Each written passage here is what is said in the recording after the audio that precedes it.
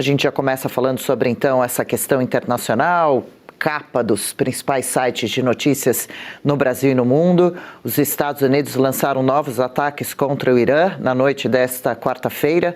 Segundo o governo americano, a operação tem como objetivo responsabilizar o Irã pela recente agressão injustificada contra navios comerciais e tripulações civis que navegavam pela via marítima.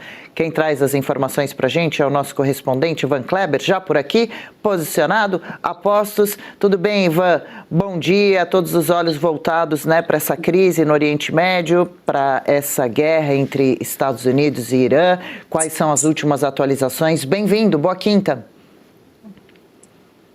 Olá, Adriana, bom dia para você, para os colegas de bancada e principalmente a toda a nossa audiência. Olha, nesse momento, enquanto estamos ao vivo aqui agora, o Irã lança um contra-ataque contra bases americanas em todo o Golfo Pérsico, principalmente no Kuwait e no Bahrein. Isso porque essas bases foram utilizadas pelos Estados Unidos para lançarem aquele que foi o maior ataque americano desde o final de março, começo de abril, quando o, aspas, cessar-fogo começou. E eu coloco entre aspas, porque foi um cessar-fogo que a gente sabe que na prática não aconteceu. Agora, ontem nós tivemos a oficialização por parte do presidente americano Donald Trump anunciando o fim desse cessar-fogo, o fim das negociações com o Irã e também a invalidação daquele documento que eles assinaram no mês passado, um documento de intenção para um acordo de paz.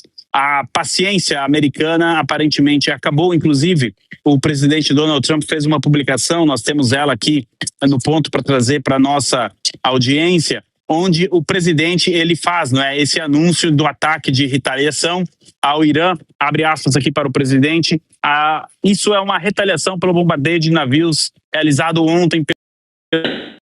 A situação será muito pior, fecha aspas, para o presidente americano. Agora, eu tenho novidades, Adriana, nesse sentido, que muito provavelmente entre amanhã e domingo à noite os ataques americanos se intensificarão e provavelmente com o apoio de Israel, ou seja, retomando a guerra que estava no patamar do mês de março, caso uma última negociação aí entre Estados Unidos e Irã fracasse.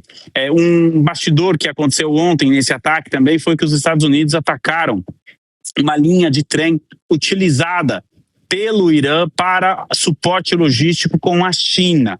Isso mesmo, o nome da China agora aí entrando nessa questão.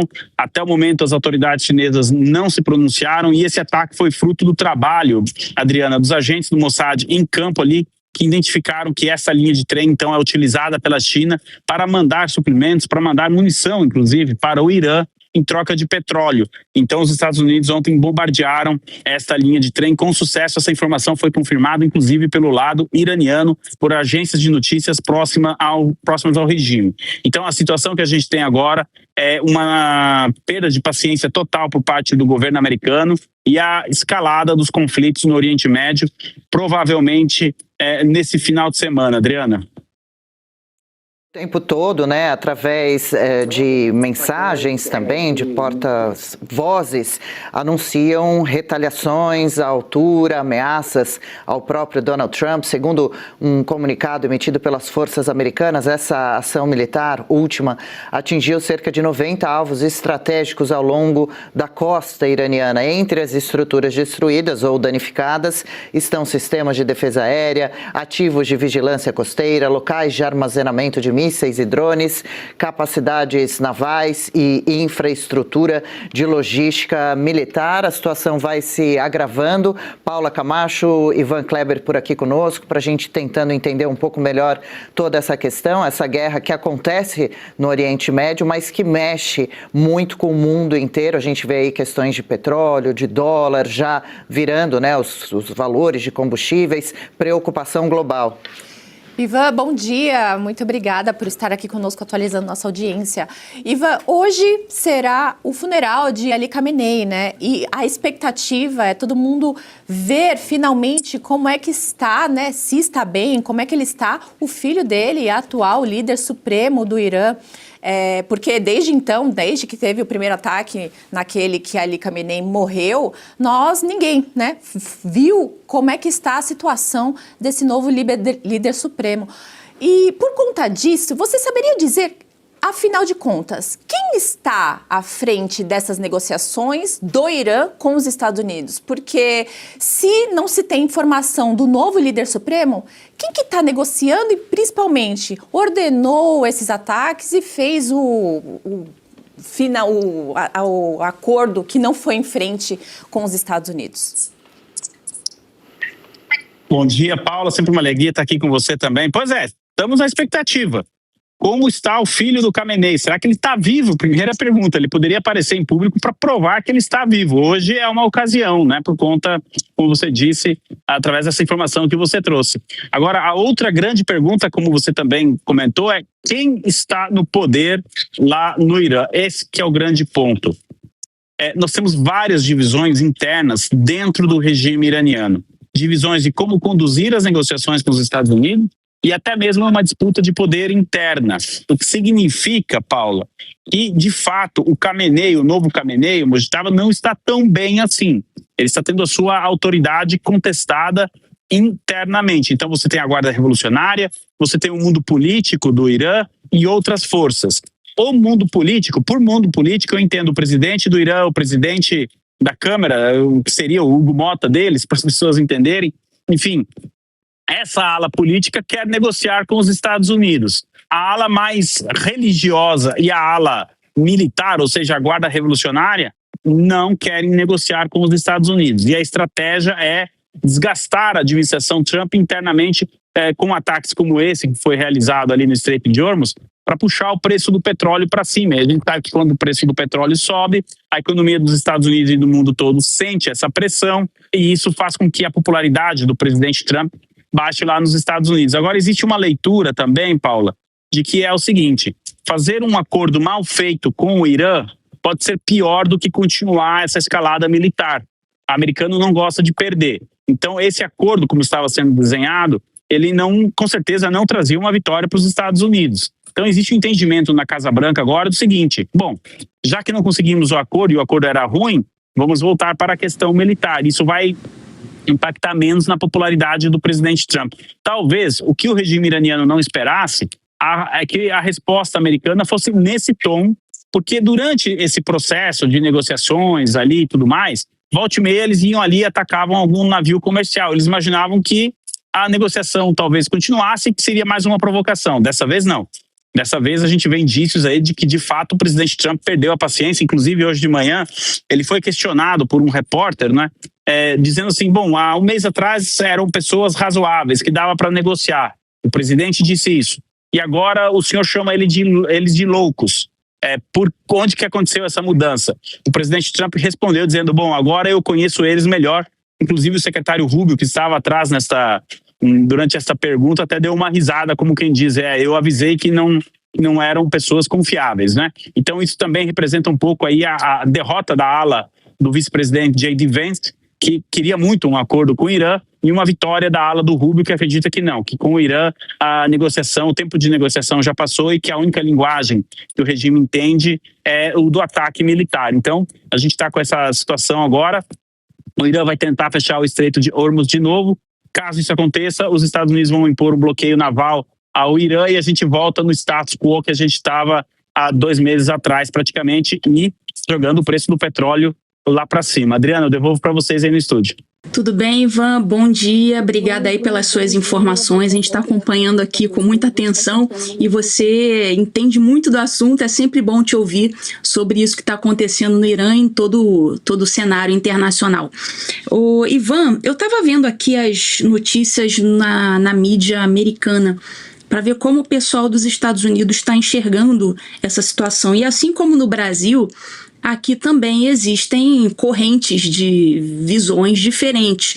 Por exemplo, a Fox News está adotando ali um certo tom, ainda que moderado, de ligeiro apoio às ações militares dos Estados Unidos. Já outras emissoras estão dando um destaque para aquela contradição que está havendo no governo americano, no sentido de que o Trump ele perdeu a paciência, ele chamou todo mundo de maluco, disse que eles não são confiáveis, que eles dizem uma coisa, fazem outra, não dá mais para confiar nesse pessoal. E enquanto parte da diplomacia americana ainda está ali tentando fazer um esforço para manter as negociações. Então, eu estou vendo que muito da mídia daqui dos Estados Unidos está focando nisso, como se fosse um papo de maluco, uma conversa de maluco. Ao mesmo tempo em que há esse ataque de ambas as partes, um agredindo o outro verbalmente, ao mesmo tempo ali nas internas estaria acontecendo, estaria havendo telefonemas de uma e outra parte tentando a negociação. Parece que o Trump disse que o Irã teria tentado telefonar para negociar enquanto ele estava no avião. E não sei se o Irã confirmou que houve essa tentativa da parte do Irã. Então a gente está vendo assim, todo mundo tentando passar a ideia de que é o grande negociador, enquanto o outro está ali tentando, longe dos holofotes, tentando um acordo e o outro nunca confirma. Então tá assim, tá parecendo um papo de maluco, e nesse papo de maluco, uma coisa me chamou a atenção foi o Trump dizer que havia na negociação, na mesa de negociação, o assunto nuclear. Então, eu queria saber se existe, se alguém falou mais alguma coisa sobre essa questão nuclear estar na mesa de negociações, porque isso é algo que importa a todo mundo, é um perigo para a integridade mundial, e eu queria saber se tem alguma atualização em relação a isso. Bom dia, doutora Ludmila. Olha só, ontem pela manhã o presidente Trump disse que ele não vai permitir que o Irã tenha uma bomba atômica, e ele disse que esses lunáticos, caso eles tenham uma bomba atômica, eles vão utilizar esta bomba. A gente sabe também que os países do Golfo, aliados aos Estados Unidos, pressionam os Estados Unidos para impedir justamente que o Irã tenha esta bomba atômica. Dito isso, nesse papo de maluco, como a doutora Ludmila definiu, o que eu recomendo para quem está acompanhando toda essa situação lá no Oriente Médio? Não tentem adivinhar o que vai acontecer daqui 3 dias. Vamos focar no momento, nos próximos 30 minutos. Como eu disse, nós estamos ao vivo aqui e nesse exato momento, o Irã, acabei de receber outra notificação, o Irã está bombardeando bases americanas, ou seja, dificilmente a gente tem aí um avanço de qualquer negociação nesta quinta-feira. E por que eu digo para acompanhar de meia em meia hora? Porque a situação ela se desenvolve muito rapidamente por conta disso que a Paula trouxe para a gente antes. Ninguém sabe quem de fato tem o poder no Irã. Seria interessante deixar eles combaterem entre eles e depois, quem sabe, a hora que decidirem quem está com poder lá, sentar na mesa para negociar com o presidente Trump. Esse é o grande problema. Fazer um acordo com a ala política não significa necessariamente que esse acordo será respeitado pela Guarda Revolucionária. E, por sua vez, não vai respeitar um acordo da ala religiosa, por exemplo, que é forte, né, dentro do Irã. Então, é uma situação que a gente precisa acompanhar de hora em hora. Agora, o ponto principal, a doutora Ludmila tocou nele aqui agora, que é o seguinte: o projeto nuclear iraniano. Isso é algo que os Estados Unidos não podem abrir mão. E o Irã, por sua vez, a ala política estaria disposta a ceder um pouco, mas a ala militar não quer ceder nesse ponto, ou seja, da arma nuclear, da bomba atômica. É disso que nós estamos falando. Segundo as informações do meio da guerra, o Irã teria aproximadamente 450 quilos de urânio enriquecido, que poderia, uma vez concluído o programa nuclear, permitir que o Irã fabricasse 10 a 12, melhor dizendo 11, né, bombas nucleares. Então, esse é o principal ponto da negociação. A Guarda Revolucionária não abre mão disso e é por isso que nós estamos nesse impasse. Já não se fala mais de uma eventual capitulação do regime, até porque a oposição desarmada no Irã vai ser muito complicado mesmo tomar o poder sem armas, lá naquele contexto. Mas o programa nuclear é algo extremamente importante, até pela defesa não só dos países do Golfo, mas principalmente também de Israel. Se o Irã um dia tiver a bomba atômica, nós teremos dado um passo em direção à Terceira Guerra Mundial. É isso que a administração Trump está empenhada